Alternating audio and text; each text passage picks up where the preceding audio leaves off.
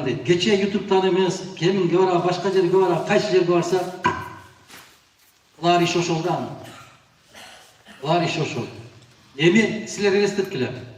Бүтүндөй өлкөнүн жетекчиси 12 жылдан бери жумушсуз жүргөн кишиге сөз айтышынын өзү уятсыздык. Бул арсыздыгы. Бул алсыздыгы. Бул сабатсыздыгы. Колуңдан келбей жөн эле айтпайсың. Эгер мен бир жерде иштеп аткан болсом, ошол ишимди аткара албай калган болсом, сүйлөгө. Эмне асыласың айдана. Ага жооп берип койсом, экинчи досу жыга калат экен.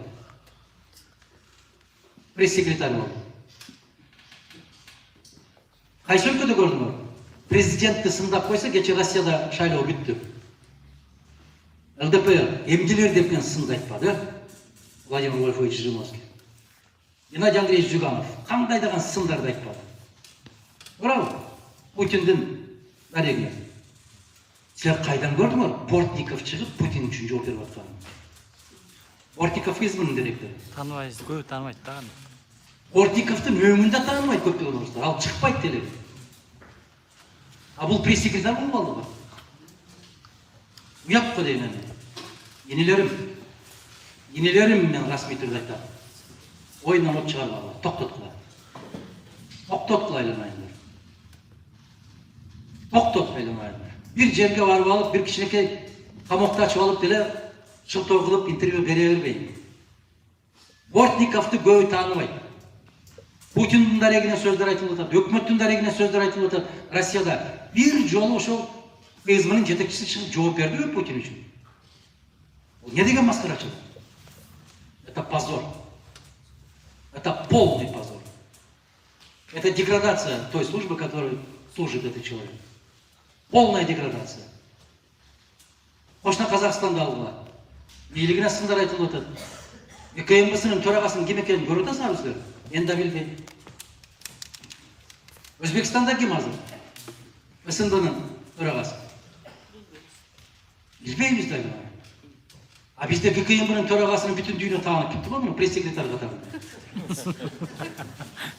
Бул сыр сактаган мамлекет болуш керек. Бул сыр сактаган кызмат го. Кандай дейсиңер?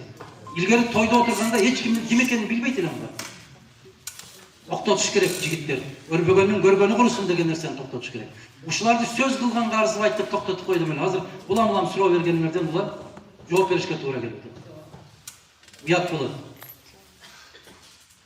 Анын баарын сиздер билип турасыздар, көкүрөгүңүздөрдөн туюп турасыздар.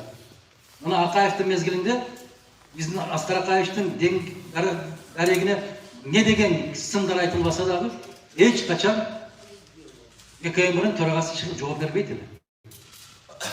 Ал эмес ички иштер министрине чыгып жооп бербейт эле. Кандай дейсиңер? Бул уятты. Бул кандай деңгээлге түшүп калды? Мүмкүн муну угуп бүгүн дагы чыга.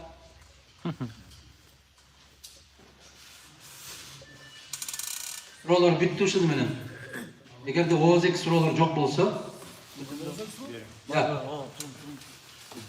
ооздеги суроолор жок болсо, мына жерде дагы эле ошолор жөнүндө сөз сурапсыздар да, мен айттым да, ошолорго коргон кайран сөз да. Жөн эле койбойт. Кайра сурап атасыздар. Абсамат Масалевичтен. Исхак Масалевичке көпчүлүк жерде ыйлаткан пособиядагы комиссия берени жазылып жатканда сиз кай жакта элеңиз? Көпчүлүк энелерди ыйлаткан пособиядагы комиссия берени жазылып жатканда дейт. Сиз кай жакта элеңиз дейт. Мен өзү негизи Исхак Абсаматович. Бул жерде Масалевке деп коюпсуздар.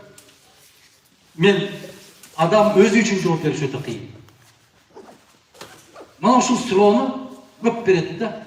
Айрыкча жаштар берет. Мага айтат. Мага ушу көп суроо берет. Баланчы маселе каралып атканда сиз каякта элеңиз дейт. Кечээ мына Үзөңгү кугуш деп атат. Балам, Үзөңгү кугуштун маселеси каралып атканда Абсамат Масалиевди, Адахан Мадумаровду, Аскар Акаевич камасаңыз, ел тынчыйт деп ошто чогулуш өткөрүп атканда сен балам эшикте жаткан болсоң керек эле. Биз ошону бербей коебуз деп не деген азаптарга кабылдык. Эми бүгүн чоңоюп алып ал сурап атат. Анын күнөөсү жок. Аны жиберди. Жөнтөгүн заправка кылып туруп жибербирди, ал бала билбейт. Өткөндө ушу Каракөлдө бир суроо бербеди. Аланчы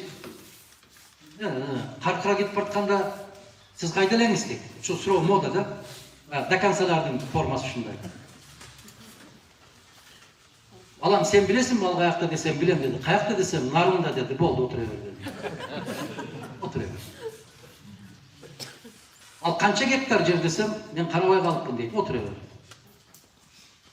Бар дагы бергениңе жараша суроону берип койдум. За вопрос не отвечай деп койду. Жер карап күлөт анан. Арсыз күлөт да. Ушундайлардын кесепетинен ушундай суроолор көбөйө берет. Сиз кайда элеңиз? 120 депутат отуруп, Исхак Абсаматович 5 жолу каршы добуш берсе дагы добушу бирөө. Эстеп. 120 депутаттын 61 добуш берсе, 50 депутат жер тепкилесе дагы өтүп кет. Не дейсиңер? Регламентти билбейсиңер да, ошон үчүн силер ойлойсуңар да, эгер бир эле депутат каршы чыгып койсо, ушул өтпөйт эле деп. Жок. 49% чыркырап жер тепкилеп ыйлап отуруп алса дагы 51% добуш берсе кетти. Бекерден Исхак Абсаматович айткан жок, биз көпчүлүк добуш менен барышыбыз керек деп. Көпчүлүк добуш. Биз 35 депутаттын ичинде 95-жылы 7 депутат элек. Чыркырап ыйлаган сыздаган 7 депутат элек. Аксакалдар билет аны. 60 депутаттын ичинен мына 2000-жылы биз 60 депутат болуп келдик. Бизде 16 эле киши барды. 44'ü Агуйдан кандай иш кылып келсе ошону жасайды. 16 депутат. Ушу 16 депутаттын башында Абсамат Масариевич отурат эле. Мен ал кишинин орун басармын. Эл, ком, соц деп. Бул эмне деген? Элдик, эл партиясы, ком, коммунисттер партиясы, соц, социалисттер. 3 көз караштагылар бир фракцияга бириккенбиз, 16 эле киши болгонбуз.